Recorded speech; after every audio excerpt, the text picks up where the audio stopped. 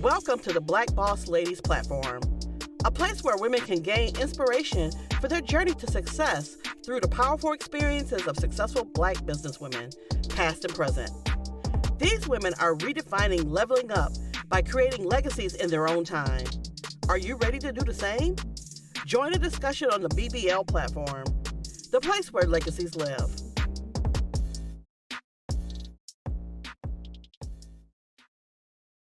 Thank you for joining us this week. Here on the BBL platform, we share the stories of Black boss ladies in interviews and vignettes. In this vignette, we will honor one of the most significant and widely read artists in poetry, Gwendolyn Brooks. Gwendolyn Brooks is one of the most prolific poets of the 20th century. Brooks was born in Topeka, Kansas, but her family would move to Chicago when she was young. As a young writer, Brooks admired James Weldon Johnson and Langston Hughes. Brooks was 13 when she published her first poem, Eventide. At the age of 16, Brooks had an inspirational encounter with poet Langston Hughes. Hughes was speaking locally, and she and her mother went to see him. On her meeting with Hughes, Brooks states that her mother had convinced her to bring some manuscripts. To her surprise, Hughes read all of them, told her that she was very talented and that she should keep writing. She took his advice and kept writing. By the age of 17, Brooks was regularly publishing in the Chicago Defender, a well-known and widely distributed African American newspaper. Brooks graduated from Wilson Junior College and continued to write, honing her skills in poetry workshops and writing seminars. She says that she wrote while scrubbing, washing, ironing, cooking, dropping a mop, broom, soap, iron, or carrot grater to write down a line or word. Writing, she said, is the only work in which I am interested. Her first poetry collection, A Street in Bronzeville, was published in 1945 to much acclaim. The collection, which focused on the everyday lives of Black people, was well received by both critics and society at large.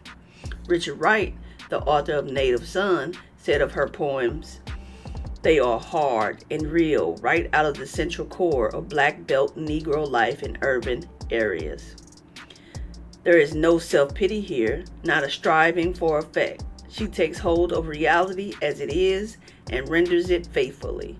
This is not so much an exhibiting of Negro life to whites in these poems as there is an honest human reaction to the pain that lurks so colorfully in the Black Belt. She easily catches the pathos of petty destinies, the whimper of the wounded, the tiny incidents that plague the lives of the desperately poor, and the problem of color prejudice among Negroes. Ms. Brooks is real, and so are her poems. On the heels of A Street in Bronzeville release, Gwendolyn Brooks twice received Guggenheim Fellowships and a grant from the American Academy of Arts and Letters. In 1949, she wrote Annie Allen, a collection of poems focusing on the experience of young Black girls in Chicago. For this collection, at the young age of 32, she won the Pulitzer Prize, one of the most coveted writing awards, with a monetary award at that time of $500. In an interview with the Library of Congress, when asked about her experience winning the Pulitzer, she stated that she was at home and received a call from someone saying that she had won the Pulitzer. She remembers it was dusk and the lights were out in her house because they hadn't paid the electric bill. The next day, everyone came with cameras, and she was petrified that when they came and plugged up their cameras, that the cameras would not work.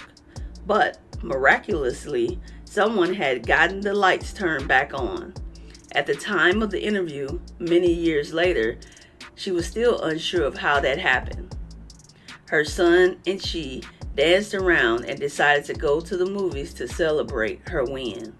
In 1960, Brooks' work took on a more political tone. She says that she was working with young activists and poets at Fisk and on the south side of Chicago While she was teaching them about poetry, they were teaching her about Black consciousness. One particular young man whom she mentored in poetry, Don Lee, later known as Haki Madhubuti, mentored her in Black consciousness. He gave her books to read on the topic. Brooks said of her changing ideas, "I, who have gone the gamut from an almost angry rejection of my dark skin by some of my brainwashed brothers and sisters to a surprise queenhood in the new Black sun, am qualified to enter at least the kindergarten of new consciousness now. New consciousness and a trudge toward progress. I have hopes for myself. I know now that I am essentially an African, in occupancy here because of an indeed peculiar institution. I know that Black fellow feeling must be the Black man's encyclopedic primer. I know that the Black and white integration concept, which in the mind of some beaming early saint was a dainty spinning dream, has wound down to a farce. I know that Black emphasis must be not against white, but for Black. This idea was central to her writing from this point on. In 1968, Brooks published In the Mecca, and in 1970, she published Riot. In these two works, her emphasis was on Blackness as a source of inspiration for Black people. The themes covered are race and justice. In 1970, to illuminate Black publishers and Black literature, she began to publish her poetry only with Black publishing houses. She would go on to publish several works with Third World Press, a publishing house owned by her mentee, Haki Madhubuti. She believed that many of her late works were not as recognized because the powers that be did not want to encourage Black publishers. Of her many accolades, Brooks became the Poet Laureate of Illinois and would serve as such for over 30 years. At the age of 68, Brooks became the first Black woman to serve as a poetry consultant to the Library of Congress. Brooks continued her community work and visited schools and colleges. The youth, though, had drastically changed. They were no longer militant. Brooks stated that she was questioned by Black students at several colleges. Why do you keep talking about Blackness? We all know that the time for that is over. We are now merely Americans, and we are tired of hearing about Blackness. To these students, Brooks would say, Jewish people are not ashamed of their heritage. Japanese are proud to be Japanese. So she would like for Blacks to be proud to be Black. First, they need to learn that they have much to be proud of. One of Brooks' most widely published work is We Real Cool. Let's listen while she recites this poem. The pool players, 7 at the golden shovel. We real cool, we left school, we lurk light, we strike straight, we sing sin, we thin gin, we jazz June, we die soon. Thank you to Gwendolyn Brooks, the first Black person to win a Pulitzer Prize in poetry, the first Black woman to serve as a poetry consultant to the Library of Congress, the Poet Laureate for the state of Illinois for over 30 years, a National Women's Hall of Fame inductee, and a recipient of the Lifetime Achievement Award from the National Endowment for the Arts. Most importantly, thank you for showing Black people that we should be proud to be Black.